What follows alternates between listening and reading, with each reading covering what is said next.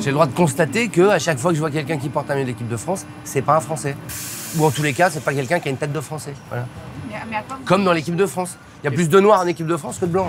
15 joueurs qui sont de nationalité étrangère, c'est pas... Non, ils sont de nationalité française et d'origine étrangère. Ah ouais, d'origine, oui, c'est ça que je voulais dire en fait. Ouais, ça veut dire que c'est... Cette histoire, tu vas pas te faire de n'importe quoi, là. Je te dis l'arabe blanc. Ça m'énerve. Mais pourquoi? Ça commence à mentir. Je pense que c'est ce qu'ils cherchent. Typique africain, c'est qu'il est pas cher quand on le prend, prêt au combat, qualifié de puissant sur un terrain. Mais le foot, c'est pas que ça. Le foot, c'est aussi de la technique, c'est de l'intelligence, c'est de la discipline. Pourquoi tu fermes pas ta gueule? Si par mon manque de clarté et ma sémantique imparfaite, j'ai pu faire que des personnes se soient senties choquées, humiliées ou blessées. Ta gueule. Il y a des moments dans le match où il y a 11 joueurs noirs. Souvenez-vous du rapport. 10 joueurs noirs. Souvenez-vous du rapport qui était sorti au moment de Laurent Blanc. Il avait fait la bêtise de l'écrire. Oui. Laurent Blanc, il avait fait la bêtise de l'écrire. Oui. Il a dit Laurent Blanc, il fait souvent la folle ou pas? C'est une fiotte. On regarde dans l'histoire, les meilleurs, c'était des Noirs et des Arabes. On voit bien que c'est un phénomène objectif, que l'équipe de France, qui commence à bien jouer d'ailleurs au moment de Platini, parce qu'avant, il y a eu entre Coppa et Platini, il y a eu un gros trou où on était systématiquement battus par tout le monde, même par la Belgique. Et au moment de la grande équipe Platini, on avait Marius Trésor et Tigana, c'est-à-dire qu'on avait deux Français, on va dire, colorés, qui en plus étaient très liés à notre histoire profonde, empire colonial, dom-tom, etc. Et on était très fiers en fait d'avoir une équipe qui jouait très bien, les Brésiliens on appelait les Brésiliens d'Europe, avec le carré magique de Tigana, évidemment Platini, Gires, etc. Paris brisé, Paris martyrisé, mais Paris libéré. Une chose peut sembler étonnante. Il n'y a aucun combattant noir. Et petit à petit, il y a eu une transformation. C'est que l'équipe de France a intégré de plus en plus de noirs. Et comme le football est le sport roi, faut pas oublier, c'est le sport roi mondial. Comme s'il n'y avait pas eu de combattants noirs dans cette deuxième division blindée, la colonne de chars du général Leclerc, chargée de libérer Paris. Yes, I'm so excited. Africa won the World Cup. Africa won the World Cup. Ce qui prouve dire que l'Amérique n'est pas dans le monde, puisque le soccer est un truc très secondaire chez eux. Et donc c'est un emblème national très important, l'équipe nationale. Et ça a produit un agacement qui d'ailleurs a été beaucoup porté par le Front National de Le Pen il y a très très longtemps. Le nom des joueurs, on se doute bien qu'ils sont pas français. Ils sont pas français. Vous trouvez que les joueurs sont pas français? Ah non. On a vu non. 1998, l'équipe de France de football. Parce que c'est le sport le roi, emblématique d'une nation, et ça a accompagné quelque chose qui angoisse profondément les Français, malgré les manipulations idéologiques de surface qu'on appelle l'antiracisme, qui était cette question du remplacement, du grand remplacement, du métissage. 1998, l'équipe de France de football de plus en plus métisse faisait déjà l'objet d'attaques racistes. L'une des premières attaques, c'est celle du leader du Front National, Jean-Marie Le Pen, en 1996. Pour comprendre, il faut s'intéresser à ce qu'on appelle le blanchiment, comme nous l'explique Raphaël Cheikh, professeur d'histoire moderne de l'Europe au Colby College. Ça veut dire de retirer du front les soldats noirs, surtout les soldats venus des colonies françaises au sud du Sahara. On les remplace avec des soldats blancs, parfois quelques nord-africains, mais surtout des soldats blancs métropolitains ou de la population européenne de l'Afrique du Nord. Et c'est justement ce qui est arrivé à la division Leclerc, la 2e DB. C'est devenu un peu une division d'élite de l'armée de la France libre qui se composait d'ailleurs très fortement de noirs recrutés ou volontaires.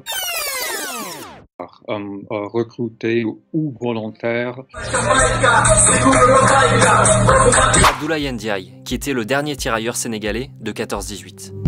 Cet homme, qui se remémorait en 1998 les combats de la Première Guerre mondiale, c'était Abdoulaye Ndiaye.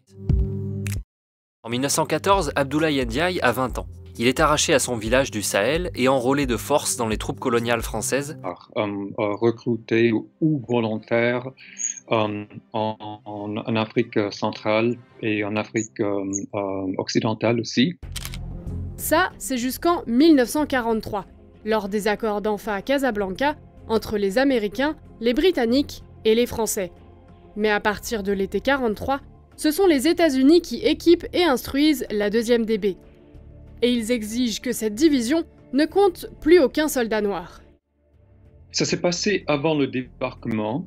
Les Américains ont dit qu'ils ne pensaient pas que les soldats noirs étaient capables de conduire des chars. L'armée américaine comptait bien des soldats noirs parmi ses rangs, plus d'1 million, soit presque 10% de ses troupes, mais la ségrégation y était forte. Les Noirs pouvaient faire partie de l'armée, mais ils étaient très séparés. Les militaires américains ne voulaient pas donner aux Noirs certains rôles, comme conduire des chars. Il y avait quelques pilotes noirs, mais c'était très rare et c'était très contesté parce qu'il y avait toujours une hiérarchie raciale très stricte, surtout dans le sud des États-Unis. Et l'état normal, c'était que des Blancs commandaient et des Noirs suivaient les ordres. Grande pourvoyeuse de troupes et de matériel pendant la reconquête de l'Europe, l'armée anglaise soutient cette décision américaine de blanchir la 2e DB. Vous êtes efficace. Non. Je suis sénateur. Il y avait aussi une résistance parmi les autorités anglaises qui ont dit que il y avait beaucoup de problèmes avec des excès, avec des soldats noirs américains. Il y avait eu des relations amoureuses entre des soldats noirs américains et des femmes anglaises. Et comme souvent dans ces contextes, on a pensé que ces relations ne pouvaient pas être vraiment amicales, qu'il y avait de la violence, il y avait de la force et du viol peut-être. Et il y avait certainement quelques cas, mais il y avait aussi des viols, beaucoup de viols par des soldats blancs. Mais il y avait aussi des viols, beaucoup de viols par des soldats blancs. Donc, ils ne voulaient pas que les Français amènent des soldats noirs en Angleterre. C'est là que ça se passe, non, c'est là-bas maintenant. C'est là. Car l'Angleterre, c'est là que se prépare la 2e DB pour le futur débarquement contre les troupes nazies.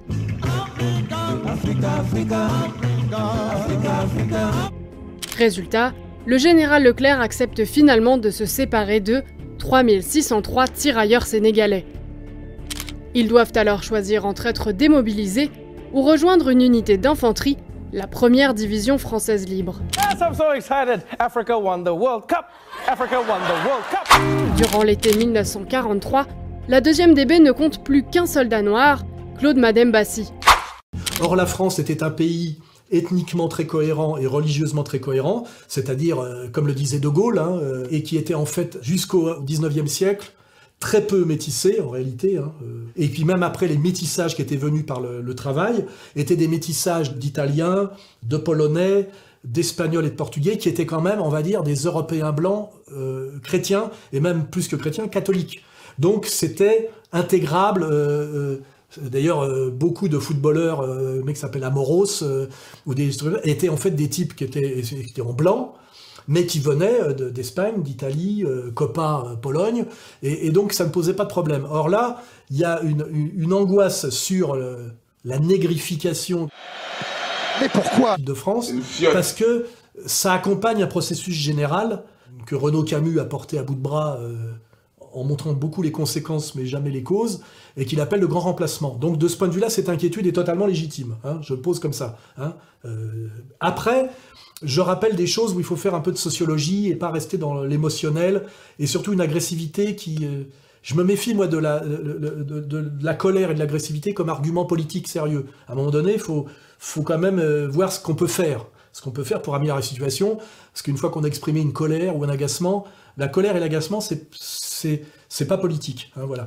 Donc je fais remarquer que traditionnellement, les sports de masse et les sports populaires, je parle pas du golf, ni du polo, sont les sports qui sont joués par la classe sociale la plus basse dans la hiérarchie sociale. Et la classe la plus basse dans la hiérarchie sociale, c'est les immigrés. Ceux qui arrivent en général dans un pays comme la France, c'est pour travailler, parce qu'ils ont fui des pays où il n'y avait pas de travail et était la misère. Ça peut être l'Italie du Sud, ça peut être une certaine Espagne, un certain Portugal, une certaine Pologne, où on vient en France pour offrir sa force de travail, parce qu'on est prêt à faire un travail dur, pas très bien payé, parce que c'est quand même mieux que de là d'où on vient. Et ces gens-là, qui sont des gens qui ont l'habitude de donner beaucoup de travail et de force de travail, pratiquent en général des sports populaires et durs qui traditionnellement sont la boxe, le football, peu le cyclisme, c'est une vraie question, pas la natation qui n'est pas non plus un sport de masse depuis très longtemps, mais donc traditionnellement les Français de fraîche date qu'on appelle les immigrés, c'est eux qui se coltinent les sports de masse et donc c'est eux qui montent dans la hiérarchie du sport qui est quand même une hiérarchie par la valeur. Hein, et ça donne aujourd'hui Mbappé, comme il y a dans les années 50, ça donnait Kopa d'origine polonaise, Mbappé, fils d'un Africain et d'une Algérienne. Mais d'ailleurs, je fais remarquer qu'il s'appelle Kylian, et qui est un prénom celte. Donc il y a quand même une celtisation voulue. Ça devrait plaire normalement ça à Zemmour. The big one. C'est ça quoi? Il est connecté là-bas. Un peu inimaginable, dire que ces propos aient été officiellement tenus. On demande juste le départ des personnes qui sont incriminées. Si c'était avéré, attention. De son côté, le site Mediapart maintient ses accusations, assure avoir des preuves irréfutables qui incriminent Laurent Blanc. Il s'agirait, selon nos informations, d'un enregistrement audio que le site devrait publier dans les heures à venir. C'est une fiotte. Si. Les Français n'avaient pas beaucoup de choix. La France était épuisée, ébranlée, en crise financière. Les outils militaires étaient vraiment dans un état terrible. C'était très difficile pour les Français de dire non. C'était bien. Vous en voulez encore? Oui. Mais l'armée française a elle aussi pratiqué des blanchiments. Pendant la Première Guerre mondiale, mais surtout en 1944, lorsque le général de Gaulle demande que 15 000 tirailleurs sénégalais soient remplacés. Raison avancée par l'état-major, il ne supporterait pas le froid. En réalité, la manœuvre aurait surtout permis au général de Gaulle de faire de la place pour incorporer des membres de la résistance française, des FFI. Une façon de les garder à l'œil. De Gaulle a certainement été important pour le blanchiment en automne 1944 pour intégrer des forces françaises de l'intérieur, des FFI, qui étaient bien armés. Beaucoup d'eux étaient des communistes. Ça faisait des soucis aussi, des communistes armés. Est-ce que c'était une décision raciste en ce moment-là? Je ne suis pas sûr. Je n'ai pas trouvé une preuve que De Gaulle a vraiment, pour ainsi dire, poussé les décisions pour les blanchiments ailleurs, avant le débarquement. Hein, que le père de Mbappé lui ait donné, pas Mamadou comme prénom, mais Kylian, hein, c'est celte. Hein, voilà, je rappelle. Et donc, il est de ce point de vue-là normal que dans le football, il y ait beaucoup de Français récents issus de la classe la plus pauvre, c'est-à-dire, globalement, on va dire, ce qu'on appelle les mecs issus des banlieues, des Noirs et aussi d'ailleurs des Maghrébins.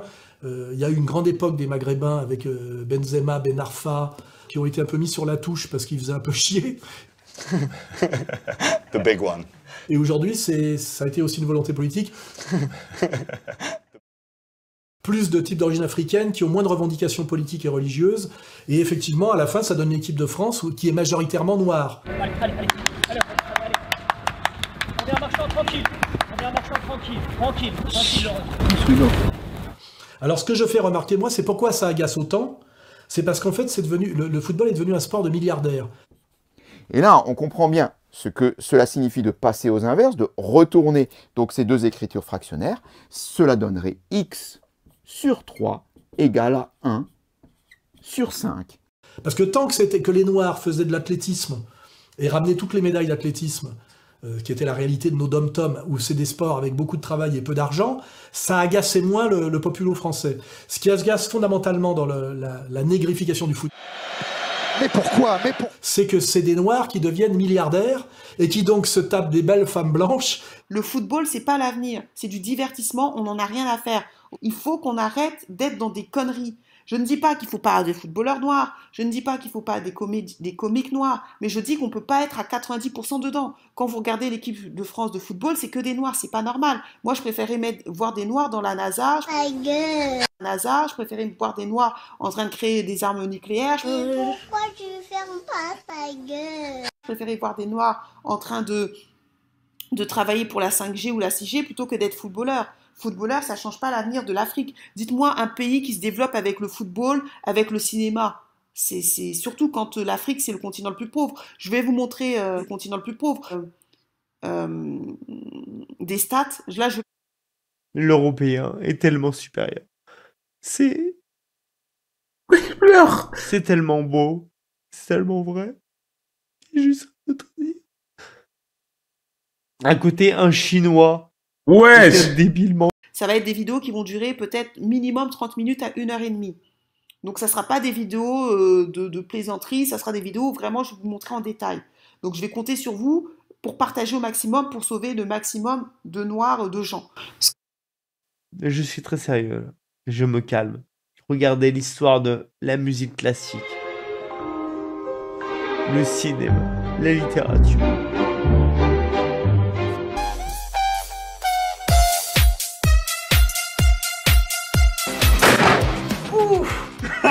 Dès que t'as fini, le premier réflexe que t'as... c'est pas mal, hein. Ah, c'est très très bien même. Ah bah là, ouais, là, il est mort. Hein.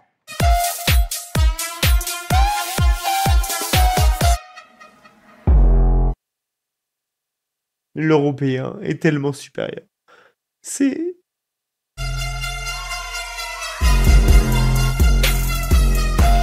À côté, un Chinois.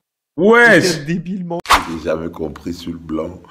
Le blanc, vrai, véritablement différent du noir. Ça, on ne peut pas en discuter parce que c'est vrai, ils sont tous des êtres humains, mais non, le blanc, lui, il est grave, gars. Il n'est plus là pour se soucier que non, la connexion va brûler. Non, gars, donc il faut pas me là. C'est comme ça que tu vas voir que, gars, voilà une gars blanche parce qu'elle est star sur Instagram. Elle a peut-être 20 millions d'abonnés. C'est comme ça qu'elle décide de commercialiser l'eau de son bain. Donc elle se lave, l'eau qu'elle se lave dans sa baignoire, là, elle met ça dans les bidons d'eau. Il y a les blancs qui achètent, elle a les clients. Donc celui-là, lui, il prend sa bouteille d'eau de Benga, man, à 1000 € la bouteille, 1000 €. Tu comprends pas, non? Donc lui, il vient avec son salé, donc il met un peu dans l'eau, là, quand elle veut se laver, il met un peu aussi dans l'eau de son bain. Il se mastoche d'abord avec ça, bien. Donc, et la majorité des clients Langala, c'est que les boys. Tu vois un peu, non? Les gars ont les clients. Tu vois un peu, non? C'est comme ça que tu vas voir un autre blanc là-bas qui m'abolise, que lui il dit qu'il n'y a que lui vend l'eau de ses chiottes. Donc tu te dis que gars, free boy, comment les boys, comme boy, l'artiste jette le t-shirt que toi, que toi et moi, mon colocan. C'est comme ça qu'il se déchire le t-shirt, qu'il se déchire le t-shirt, l'autre bac avec, il encadre ça dans un miroir, dit que non, ça c'est le t-shirt de Justin Bieber. En plus, il a transpiré dessus. Gars, le blanc va mettre ça au musée. Si tu veux même, car les gens vont voyager pour venir acheter le morceau de tissu ici. C'est bien le morceau de tissu, mais pour moi, c'est un morceau de t-shirt avec la sueur sur ça et ça sentait sûrement mal. Donc, le blanc, lui, il est wandang. Le blanc n'est pas comme le noir.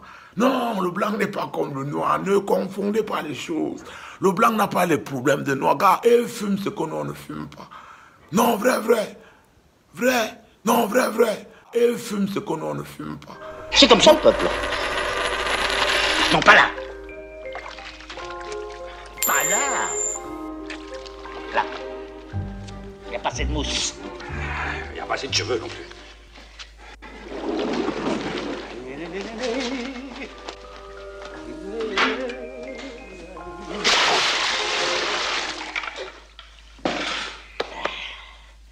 Aïe.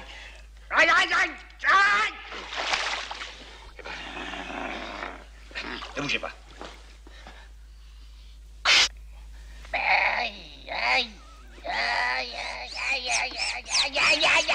Et qui donc se tapent des belles femmes blanches et ont des belles bagnoles, etc. Et c'est vrai que c'est la nature humaine étant ce qu'elle est, le petit blanc paupérisé est très agacé de voir que les élites du football français aujourd'hui sont des milliardaires noirs qui en plus sont souvent issus des banlieues, banlieue étant synonyme dans l'esprit français, et avec le travail qu'a bien fait Zemmour, de délinquants.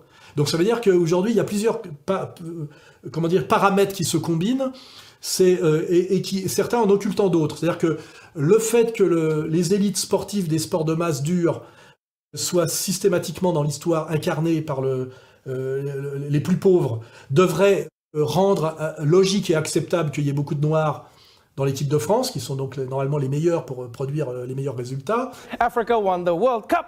Mais ça, c'est un peu, comment dirais-je, occulté et relativisé par le fait que ce sont aussi des milliardaires et aussi issus des banlieues relativement délinquantes et mal élevées. Hein. Ta cool.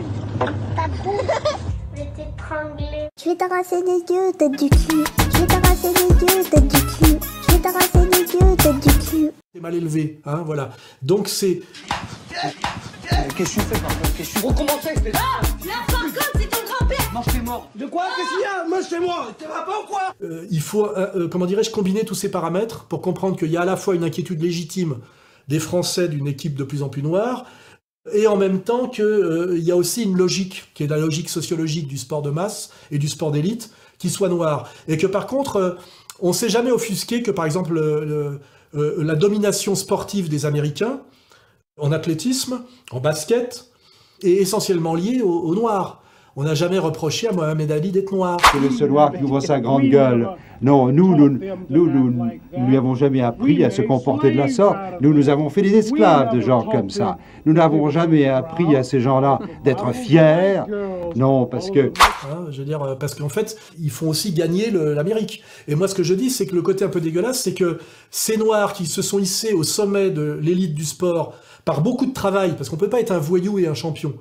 C'est d'ailleurs, à un moment donné, on voit bien que Benzema a renoncé à être un voyou et est devenu un vrai champion grâce à l'influence positive de Ronaldo. Et que donc, moi qui connais bien le sport et qui le pratique depuis 40 ans, en général, un champion, c'est quelqu'un qui s'entraîne énormément, qui est constant dans le travail sportif, parce qu'en général, il a un environnement familial qui lui permet à l'adolescence. C'est un type qui est précoce, relativement intelligent, et qui a une famille équilibrée. Le délinquant est en général un sportif d'élite raté, parce qu'en fait, son inconstance, son manque quelque part, son impossibilité de la constance et du sérieux, fait qu'il ne devient pas champion, ni de foot, ni de quoi que ce soit. Et d'ailleurs, on voit bien que souvent, c'est la délinquance qui sort les mecs de la promesse d'une carrière. Hein. Il suffit de faire de la sociologie du sport et voir que les mecs arrivent à sport-études, ils sont relativement doués. Malheureusement, la structure familiale n'est pas là. Ils commencent à déconner, et puis finalement, ils sortent de cette possibilité d'aller au bout du chemin du champion. Donc moi, en tant que sportif, j'aime pas qu'on attaque des types qui sont quand même des types qui travaillent énormément pour arriver au meilleur. Parce que je rappelle quand même que cette équipe de France était championne du monde en titre et a quand même réussi à rejouer une finale et à n'être battue qu'au tir au but. Donc d'un point de vue du bilan, il est difficile de cracher sur une équipe qui, je le rappelle, s'habille en bleu, chante la Marseillaise entièrement. Hein, genre... Nous, on avait une génération, on ne chantait jamais la Marseillaise. Ça a commencé à chanter dans les années 90, je pense, à cause du rugbyman qui la chantait. Ouais. Ben, on se demandait pourquoi les Français ne la chantaient pas. Puis je vais vous dire, après on a commencé à regarder, les joueurs s'ils chantaient l'équipe de France en fonction de leur couleur. Et parce qu'il y en a un qui était un peu plus coloré, et il disait tiens il ne chante pas, il ne doit pas aimer la France. Donc c'est faux, nous on ne chantait pas l'équipe de France, pourtant on était tous blancs. Du procureur de la République, ça venait de très haut. Voilà. Nous faisons tout simplement. Quel était l'objet? En fait, l'objet, c'était quoi? On voulait simplement, on ne comprenait pas qu'un noir, en fait,